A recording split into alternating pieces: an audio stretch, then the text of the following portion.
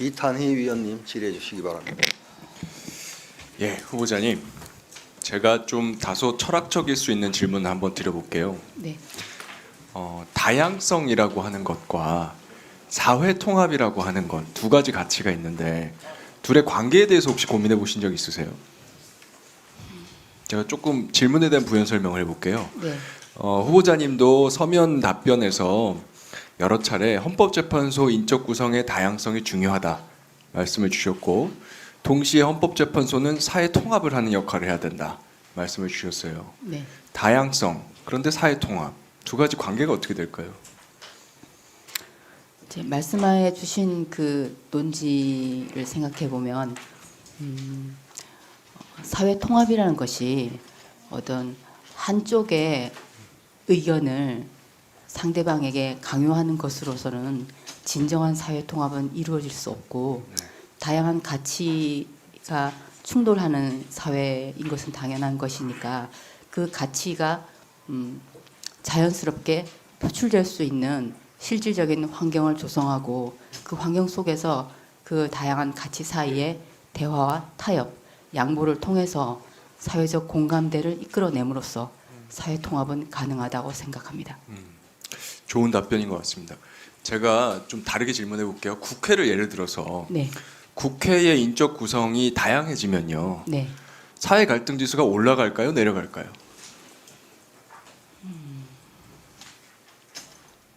내려가도록 해야 할 것 같습니다. 네.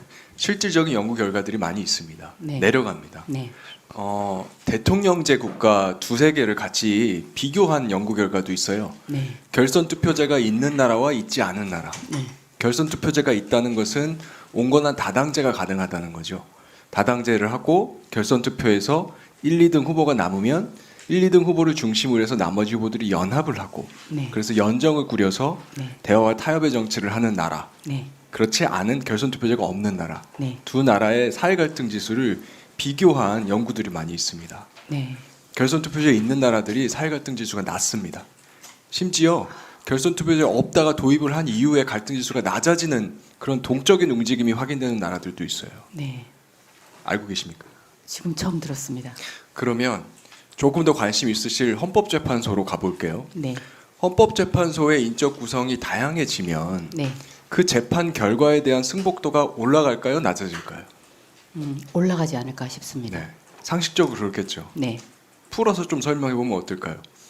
내가 소수자인데 네, 나와 닮은 재판관이 저기에 들어가 있다. 네. 9명 중에 1명이란 2명이든. 네, 근데 그 사람이 참여를 했고 그런데도 어떤 결과가 나왔다라고 네. 하는 상황과 네, 나와 전혀 다른 사람들, 내 처지는 전혀 공감 못할 9명이 모여가지고 저런 결론을 내고 나한테 받으라고 강요한다 하는 경우, 두 가지 경우 비교해 보면 당연히 전자가 승복도가 높겠죠. 그럴 것 같습니다. 그게 바로 사회통합입니다. 네, 그래서 헌법재판소도 구성이 다양해질수록 헌법재판소 재판의 판결에 권위가 올라간다라고 하는 겁니다. 네. 후보자님이 혹시 그것과 관련돼서 개인적으로 어떤 역할을 해야 된다 혹시 느끼시는 게 있으면 한번 말씀해 주실 수 있어요? 일단 제가 여성 법관 출신으로서 이제 임명된다면 이제 재판소 구성원이 되는 것이니까, 일단 그 여성의 입장을 제가 어느 정도 대변한다고 여성분들이 느낄 수 있을 것 같고, 그런 점에서 사회 통합에 기여하는 점이 있을 것 같습니다. 알겠습니다. 관련돼서 다른 질문 한번 드려볼게요. 이제 헌법재판소뿐만 아니라 대한민국 사법부의 인적 구성과 관련된 건데요. 네, 혹시 어제 청문회 보셨습니까? 예, 보았습니다. 아, 그래요? 그러면 제가 질문을 문제를 내려고 그랬는데 문제를 낼 필요는 없겠네요. 김앤장 출신의 네, 신임 법관 비율이 계속 올라가고 있다는 거 아시죠? 네, 어제 보았습니다. 네. 혹시 그러면 2022년도에 김앤장 출신 법관 비율이 얼마였는지 기억하십니까? 제가 그 비율까지는 기억을 못하겠습니다. 7분의 1입니다.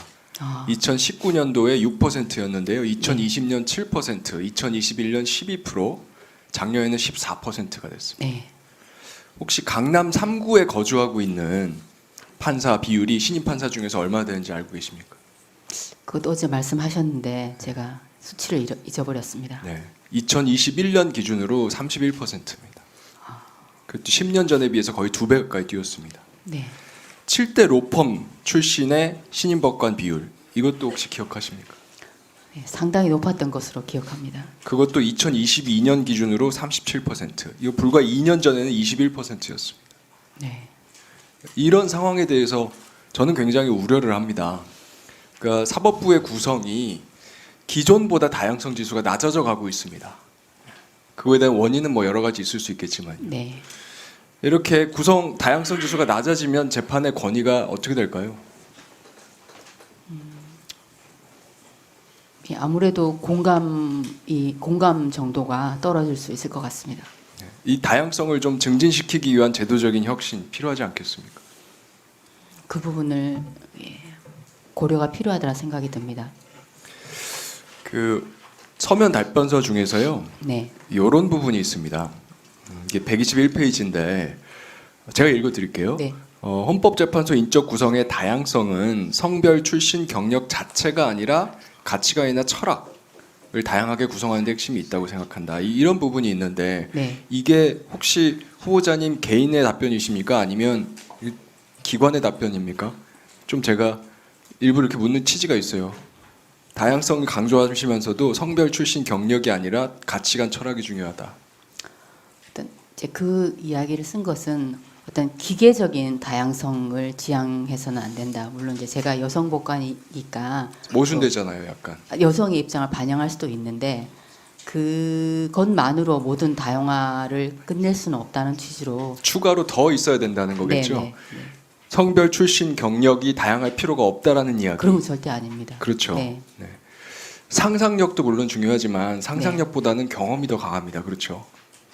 직접 경험이 경험. 더 강한 영향을 네. 미칩니다. 경험 중에서도 간접 경험보다 직접 경험이 더 강합니다. 그러니까 후보자님도 인사 말씀에 쭉 직접 경험한 내용들을 쓰셨지 않습니까? 네. 그 부분 명심해 주십시오. 잘 유념하겠습니다. 네, 수고하셨습니다.